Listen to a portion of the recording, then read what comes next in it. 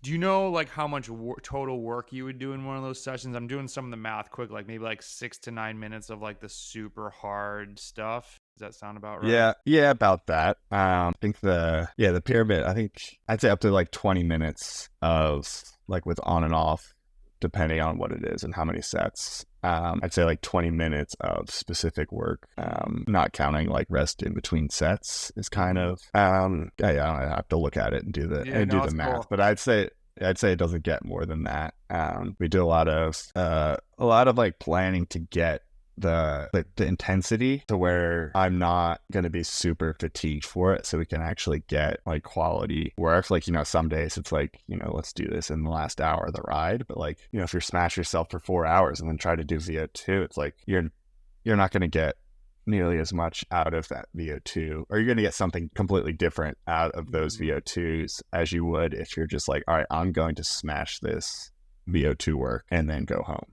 Mhm. Because that was all that we're working on that day. So it's like, it's just there's different ways to attack it. And depending on what you're trying to do, like, one isn't necessarily better than the other. But if you're doing crits, like, I don't need to be, 3,000 kJs in when I do my sprint work. I need to be, an hour in of, Mhm. floating the wheels. Maybe you need to like do some accelerations and stuff. And then do a massive sprint at the end, or do a massive lead out, or then do, simulate ride in the front and just have like a 5 minute or a 10-minute effort. Like, so it's, yeah, trying to get super high quality out of that work is important. And even just like something like, I'm not going to do 5 hours endurance and then have intervals the next day, because I'm just going to be, Smart. trashed. Like, well, yeah, like it's just things like that I'll kind of like swap around and do the intense work, and then kind of volume, just so I'm not just trashing those intervals basically. You for VO2 stuff, do you do class stuff? You mentioned 5 minutes. Do you do more of those? Do you do 40/20s, a mix of everything? Yeah, yeah.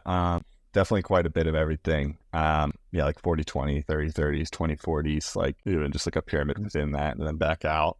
Stuff like that. A lot of like over unders, just kind of, call it like 5 minute over unders, just lean into it for 30 seconds, settle in that threshold, and then lean into it again at the end, like trying to, get that comfortable threshold after making, a big acceleration. Just, trying to recreate stuff that you'll actually see in the race, which is cool. But yeah, just a lot of variability in what I'm doing.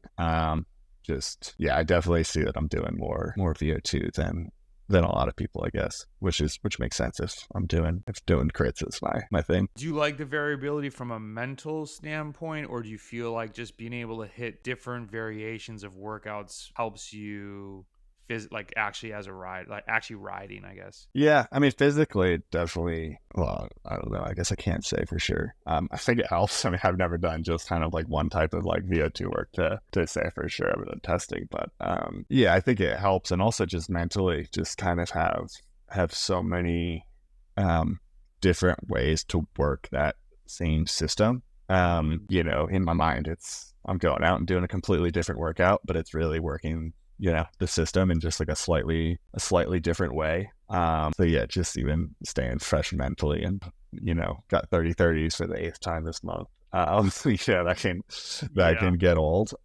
So yeah, having different ways to get that same work or slightly different work, yeah, without going nuts, and just pulling a different masking tape off the workbench, putting that on the stem, come home, put it back where it goes, and see which one I got to pick off the workbench for tomorrow.